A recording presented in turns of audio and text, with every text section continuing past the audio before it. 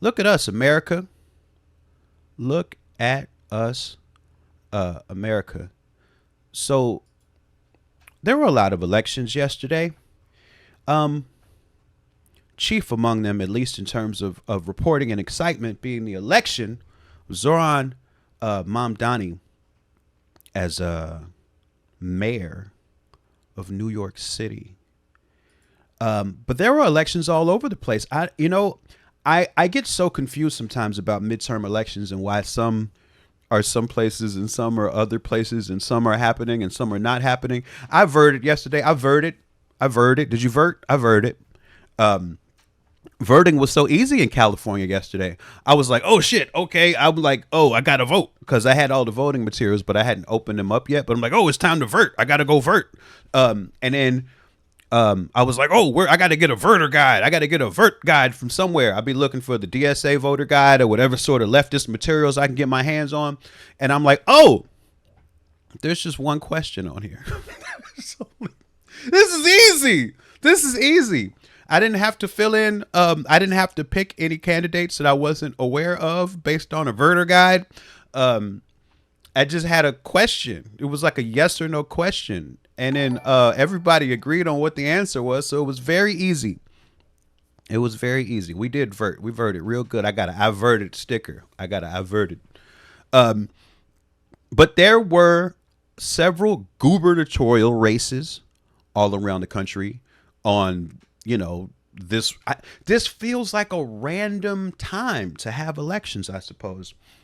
I guess every November there's elections somewhere, I guess is how it works.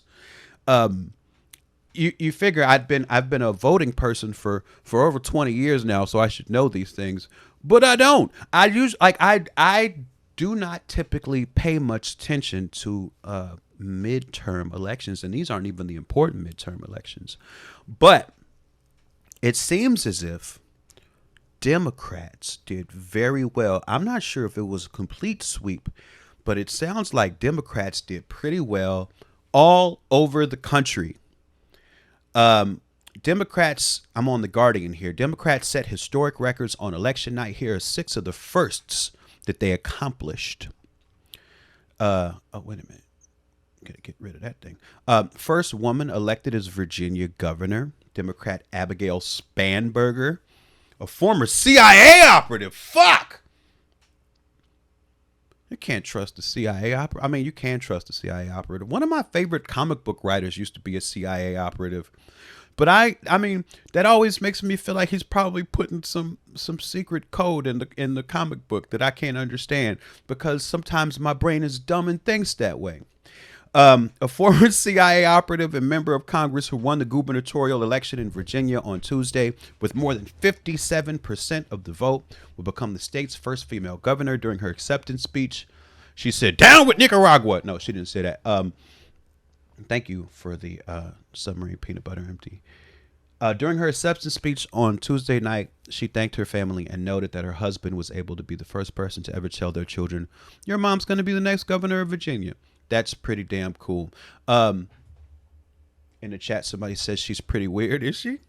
Former CIA operative decided to be governor. It's interesting to go from CIA life to public government life is quite the crossover. Spanberger beat Republican Winsome Earl Sears. He sounds like a fucking presidential assassin. Winsome Earl Ears. He sounds like Wyndham Earl from Twin Peaks. Can't vote that guy in. That's a she. Winsome is a she as well. So there were 2 women running, and the Democrat won. Interesting. Never mind. Who also would have made history. Oh, I should have kept reading the rest of the sentence. I got caught up in the name because the name tripped my Twin Peaks wires. Okay. Second, first Muslim woman elected to statewide office in the U.S. Virginia, again, State Senator Ghazala Hashmi became the first Muslim American woman elected to statewide office anywhere in the country when she won Virginia's lieutenant governor election. In her acceptance speech, Hashmi said about herself and Spanberger, "Together we have carved a new historic path." My own journey from a young child landing at the airport in Savannah to now being elected as the first Muslim woman to achieve statewide office. The first Muslim woman to achieve statewide office, not just in Virginia, but in the entire country, was possible because of the depth and the breadth of the opportunities made available in this country and in this Commonwealth, she said during her speech. Well, my goodness. Virginia is going so left. Is Virginia going blue again? Virginia, is that a swing state? I feel like Virginia going blue is a pretty big deal if that's what's happening. It seems to be what's happening.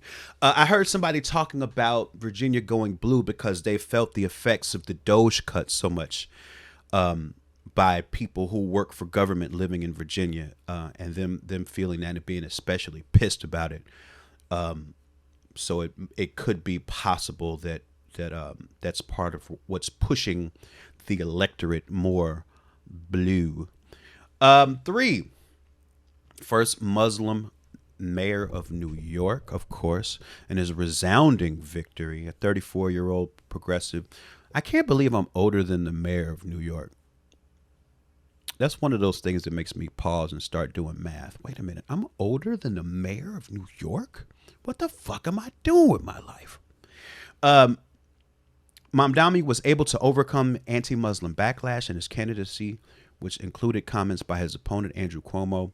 Mamdani will become the country's highest level Muslim executive, according to the New York Times. Did y'all see that Trump threatened the people of New York earlier this week and said, y'all better choose Cuomo or I'm going to restrict budgetary support from the federal government to New York? This is Trump saying, y'all better pick the other Democrat or I'm going to be really mad. Is there a stupider thing to tell the people of New York City? Like, I don't know if this was some reverse psychology or something, or if he's just that dumb. If he thinks that his bullying tactics will work that well, especially in the city of New York. That's just basically asking people to come out and vote for the guy. Wow, he's just a big fan of assault. I see you. Number 4, first woman elected mayor of Detroit. Detroit City Council President Mary Sheffield became the first woman elected mayor in Detroit by defeating her opponent with roughly 77% of the vote. What was she running against, a broomstick? I'm told it was the largest margin of victory in the history of the city of Detroit. Whoever she was running against, their platform must have been like, y'all, I really don't even like Detroit. I'm just bored. I'm just looking for something to do. Sheffield told reporters at her election party, I feel like today was a mandate by our city. Everyone is going to have a seat at the table with this administration. Well, that sounds promising. Number 5, first city or town to vote to divest from Israel. Now, that is interesting. Somerville, Massachusetts, outside of Boston, made history by becoming the first municipality to vote to divest from Israel. Question 3 reportedly won more than 55% of the vote. Although, Dog Sweat, thank you for the 10 gifted submarines. That's the train conductor. Question 3 reportedly 55% of the vote, although the ballot initiative is non-binding. And the candidate who won the city's mayoral election has not supported the proposal. Now, look, how much of the aid, the military support package that goes to Israel comes from Somerville, Massachusetts? I'm very interested in why that's a ballot question. And if it were to be successful, let's say the mayor did decide to support it, what the fuck would it mean? What would it mean? Surprisingly, like 95%. It's all coming from fucking Somerville. I mean, it's a statement, but I guess I don't. How effective of a statement is it? I suppose I don't know. It seems. I'd like to maybe find out more about that. Although the ballot initiative is non-binding. Okay. And then number 6, first state to counter Republicans' mid-cycle redistricting I was part of that. I voted yes on the one question on our ballot. California votes on Tuesday approved Prop 50, becoming the first state to officially respond to Texas and other Republican-led states' efforts to redistrict to gain additional congressional seats before the midterms. A decisive victory for Democrats in deep blue California, as the Associated Press declared that the ballot initiative had passed almost instantly when polls closed. But look, did y'all see that House Republicans are suing California over this? Like this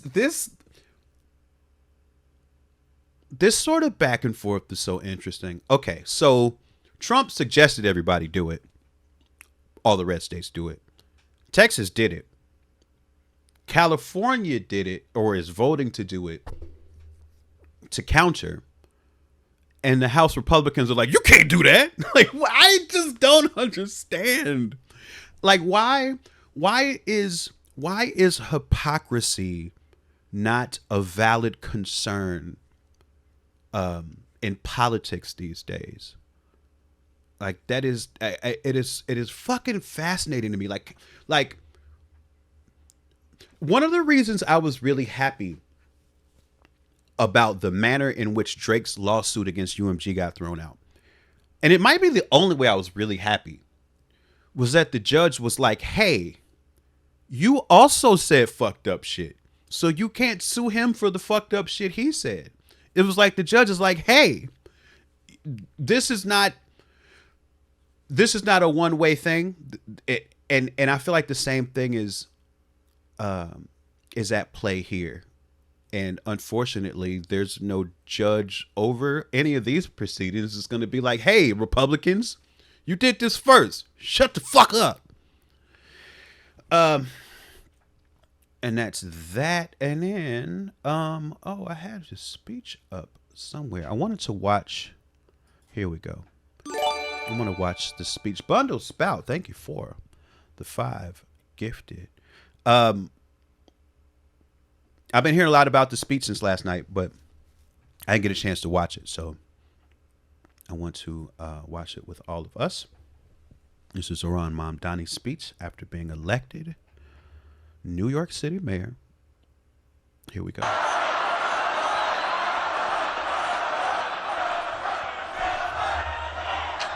They don't know what to chant. Thank you, my friends. They look so happy. The sun may have set over our city this evening, but as Eugene Debs once said, wow, Eugene Debs pulled. I can see the dawn of a better day for humanity. For as long as we can remember, the working people of New York have been told by the wealthy and the well-connected that power does not belong in their hands. Fingers bruised from lifting boxes on the warehouse floor. Hey, workers. Palms calloused from delivery bike handlebars. Shout out to the workers. Knuckles scarred with kitchen burns. These are not hands that have been allowed to hold power. And yet, over the last 12 months, you have dared to reach for something greater.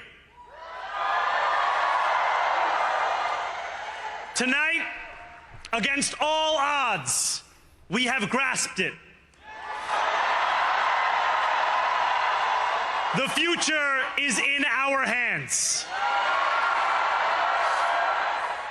My friends, we have toppled a political dynasty. Oh, wow. Wow. He said the D word.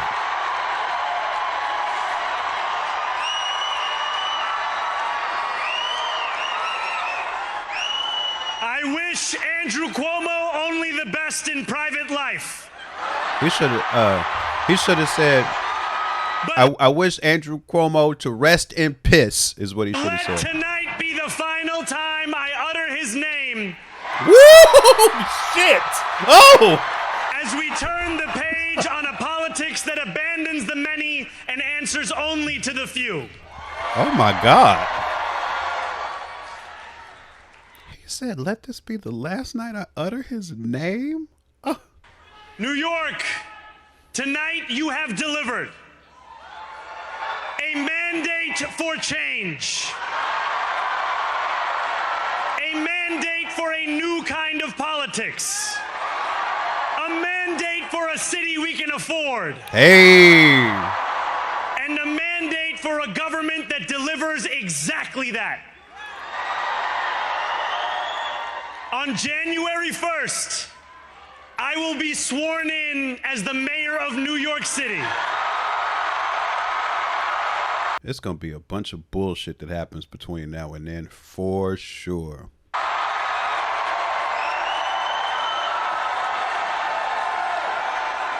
And that is because of you. So before I say anything else, I must say this. Thank you. Thank you to the next generation of New Yorkers who refused to accept that the promise of a better future was a relic of the past.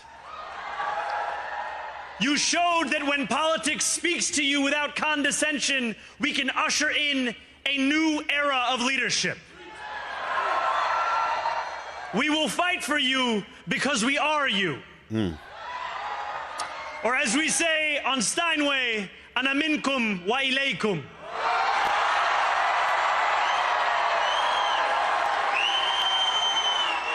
Thank you to those so often forgotten by the politics of our city who made this movement their own. I speak of Yemeni bodega owners and Mexican abuelas. Hey! Senegalese taxi drivers and Uzbek nurses. Trinidadian line cooks and Ethiopian aunties. Yes, aunties. To every New Yorker in Kensington and Midwood and Hunts Point, know this. This city is your city, and this democracy is yours too. I want to go to New York now. This campaign is about people like Wesley, an $11.99 organizer I met outside of Elmhurst Hospital on Thursday night. A New Yorker who lives elsewhere, who commutes 2 hours each way from Pennsylvania because rent is too expensive in this city. It's about people like the woman I met on the BX33 years ago, who said to me, I used to love New York, but now it's just where I live. Oh. That sounds like America. And it's about people like Richard, the taxi driver I went on a 15-day hunger strike with outside of City Hall, who still has to drive his cab 7 days a week. My brother, we are in City Hall now.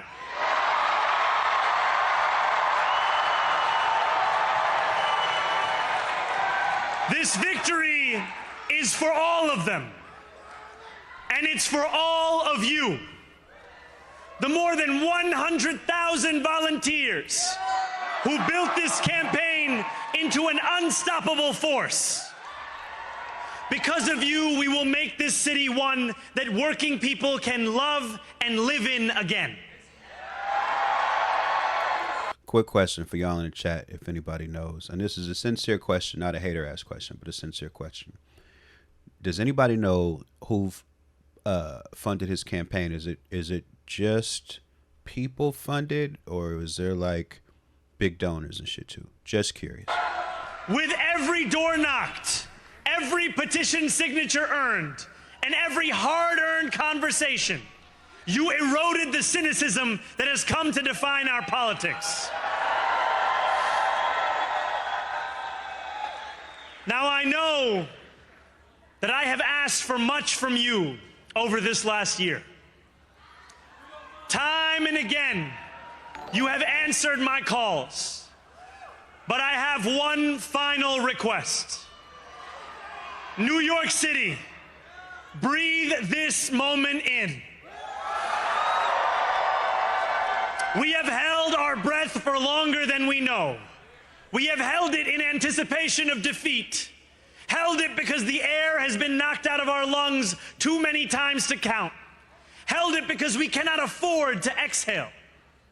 Thanks to all of those who sacrificed so much, we are breathing in the air of a city that has been reborn.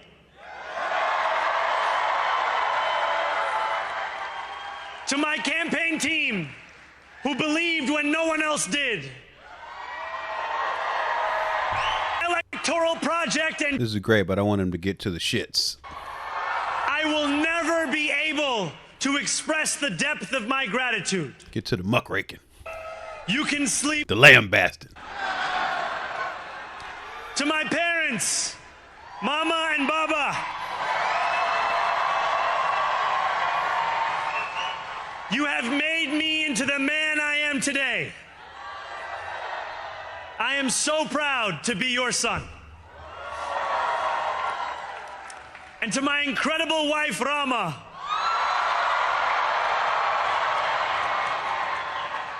Hayati, there is no one I would rather have by my side in this moment and in every moment. To every New Yorker, whether you voted for me, for one of my opponents, or felt too disappointed by politics to vote at all, thank you for the opportunity to prove myself worthy of your trust. I will wake each morning with a singular purpose: to make this city better for you than it was the day before. There are many who thought this day would never come, who feared that we would be condemned only to a future of less, with every election consigning us simply to more of the same. And there are others who see politics today as too cruel for the flame of hope to still burn. New York, we have answered those fears. The hell was that? Tonight we have spoken in a clear voice. Hope is alive.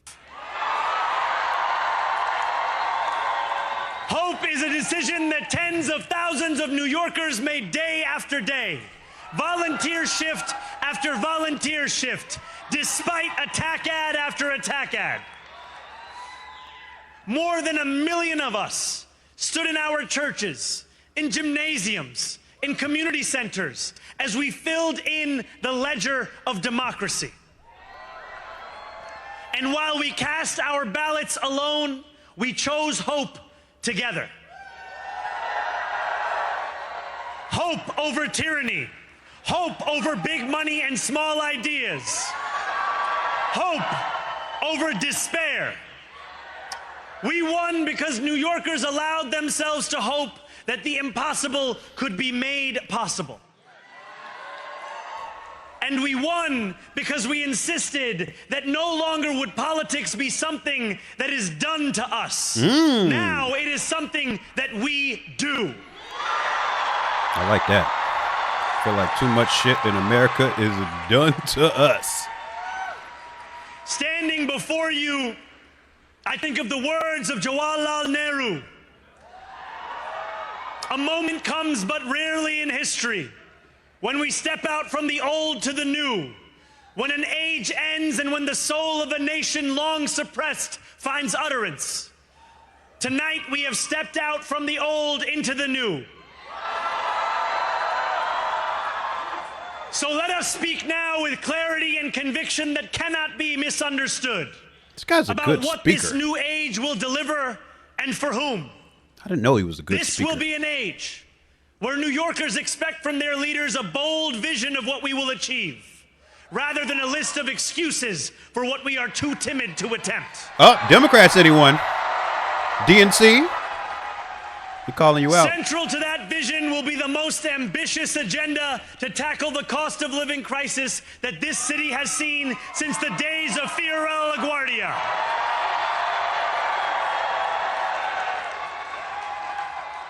An agenda that will freeze the rents for more than 2 million rent-stabilized tenants.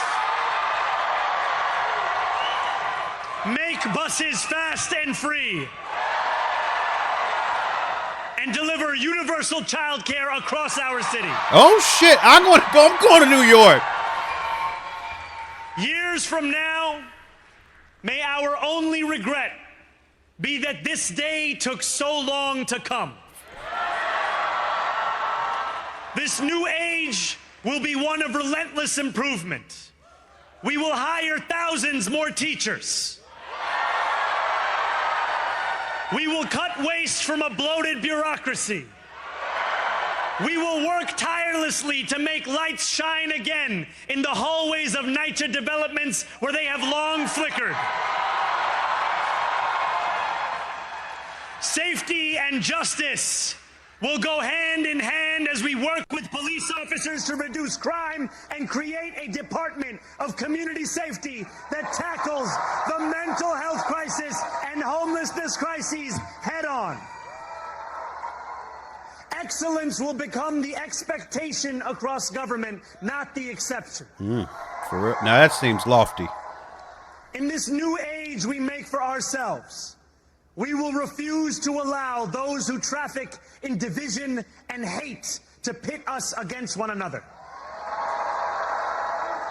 In this moment of political darkness, New York will be the light. Here, we believe in standing up for those we love. Whether you are an immigrant, a member of the trans community, Hey! one of the many black women that Donald Trump has fired from a federal job, a single mom still waiting for the cost of groceries to go down, or anyone else with their back against the wall, your struggle is ours too. And we will build a city hall that stands steadfast alongside Jewish New Yorkers and does not waver in the fight against the scourge of anti-Semitism. Where the more than 1 million Muslims know that they belong. Shit. Not just in the 5 boroughs of this city, but in the halls of power. No more will New York be a city where you can traffic in Islamophobia and win an election. Oh shit.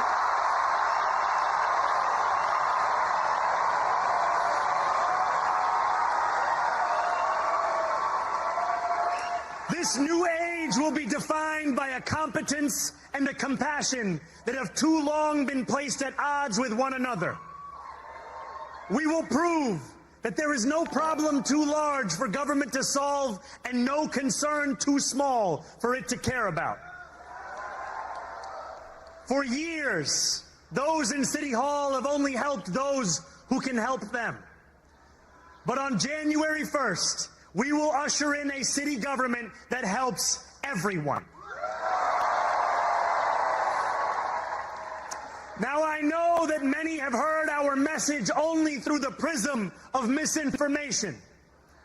Tens of millions of dollars have been spent to redefine reality and to convince our neighbors that this new age is something that should frighten them.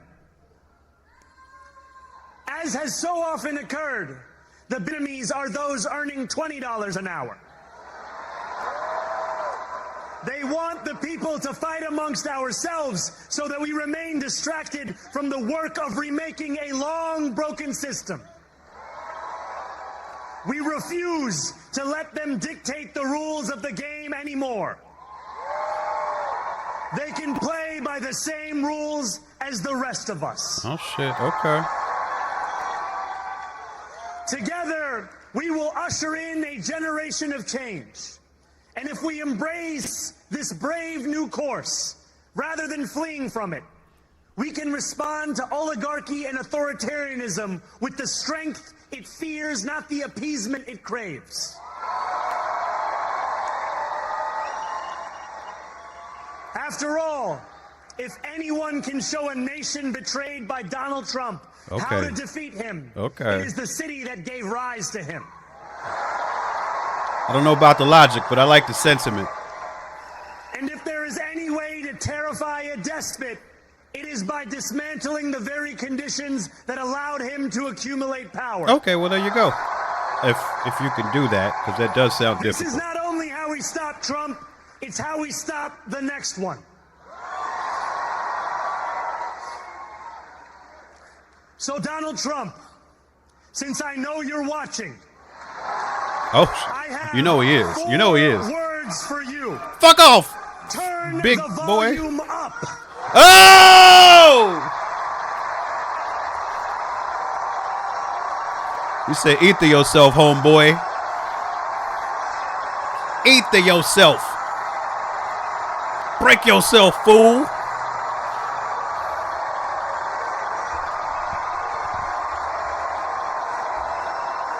We will hold bad landlords to account because the Donald Trumps of our city have grown far too comfortable taking advantage of their tenants.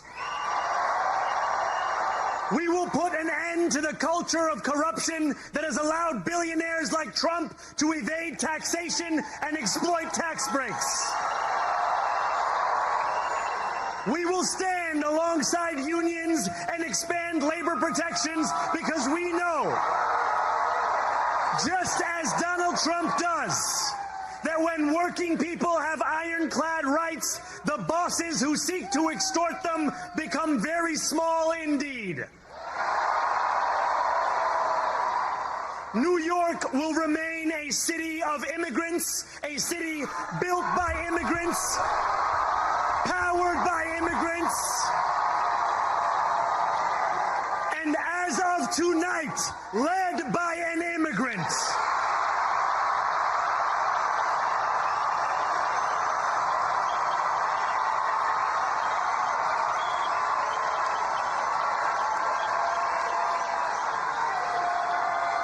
So hear me, President Trump, when I say this. To get to any of us, you will have to get through all of us. Okay.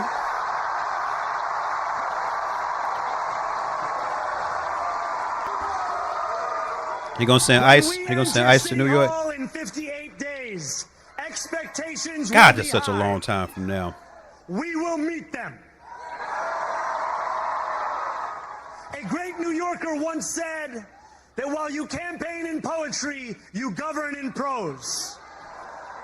If that must be true, let the prose we write still rhyme, and let us build a shining city for all. And we must chart a new path, as bold as the one we have already traveled. After all, the conventional wisdom would tell you that I am far from the perfect candidate. I am young, despite my best efforts to grow older. I am Muslim. I am a democratic socialist. Shit. And most damning of all, I refuse to apologize for any of this. And yet, if tonight teaches us anything, it is that convention has held us back. Well, that's what We it have does. bowed at the altar of caution, and we have paid a mighty price. Democrats. Too many working people cannot recognize themselves in our party. That's And real. too many among us have turned to the right for answers to why they've been left behind. We will leave mediocrity in our past. No longer will we have to open a history book for proof that Democrats can dare to be great. Our greatness will be anything but abstract. It will be felt by every rent-stabilized tenant who wakes up on the first of every month. LA, Knowing the amount please, they're please. going to pay LA. hasn't soared since the month before. It will be felt by each grandparent who can afford to stay in the home they have worked for, and whose grandchildren live nearby because the cost of childcare didn't send them to Long Island.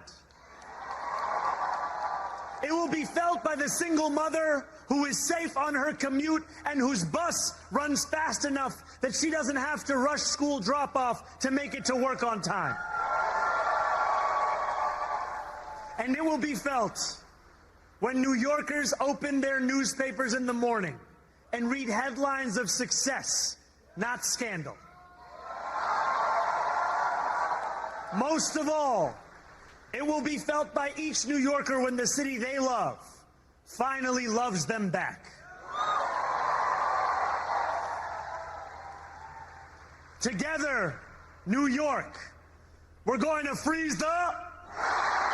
Together, Oh, they got a New little York, chant. we're going to make buses fast and...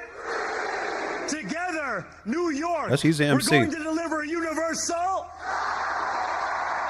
He got Let hooks. The words we've spoken together, the dreams we've dreamt together, become the agenda we deliver together.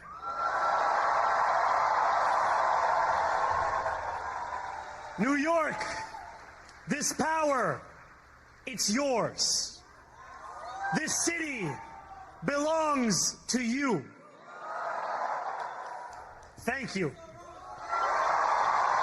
He said the power is yours, like Captain Planet. I hope he is able to accomplish a lot of that stuff. I thought some of it was lofty to the point of being slightly concerning, just because he has been elected mayor, but he's still going to be governing in a system that's full of old money and people that are technically conservative, whether they're Democrat or Republican. And there's going to be a lot of people that he has to work in concert with to execute his agenda that aren't going to, that are going to try to slow him down, is probably the most operational way to say it. So as much as I like where he's trying to steer the ship, and I would like my city and various cities and ultimately the entire country to also go that way, I wouldn't want anyone to come away from his election or his speech excited that it was going to be able to start happening that way January 1st. But the rhetoric is great, and the rhetoric is important. It's important for a person who is in power to let people know that that's what their values are, and then that's where they're trying to push things. It's important. The rhetoric is important into letting those people that he's going to have to work with know what he's on. And it sounds populist in a way that the Democrats have typically been afraid of, other than Bernie. Like there's a, like I feel like AOC could be more of a populist if she wanted to. But I feel like in general, the DNC and the Democrat old guard is afraid of populism, but that's because money is afraid of populism, because money isn't about what people want. Money is about what corporations want. Money is about what people who already have money want either more of, and that's more resources, more power, and ultimately more money. I guess my hope too is at some point even the money people start to understand that them continuing to put their resources behind candidates that don't represent the will of any people is going to be a continued process of throwing bad money after good. So hopefully even on that level, they start to shift more into real leftist, real populist sort of candidates and movements. And, I've been like, I knew this was a big deal. I knew this was a big deal since he was running in the primary and won the primary. I knew that this would be a big deal with him ultimately winning this election. But the sense that I get from paying attention to people that live all over the country is that people are very excited about this.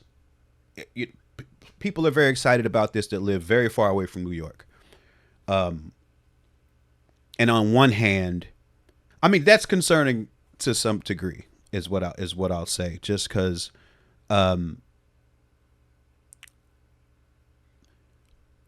there's just so much hyper local work to be done and changing things all over the place that I wouldn't want peoples to pin their hopes on what can happen in their neighborhood or in their city to be wildly affected by what happens in New York, because I'm not sure how far the effects of that can really go. But it is an excellent example of what can happen. The complication being, the caveat being, that New York is such a singular place. It's a very singular place. There ain't too many places like New York around. And that's that. But congratulations to him. Congratulations to him, because that's a big step.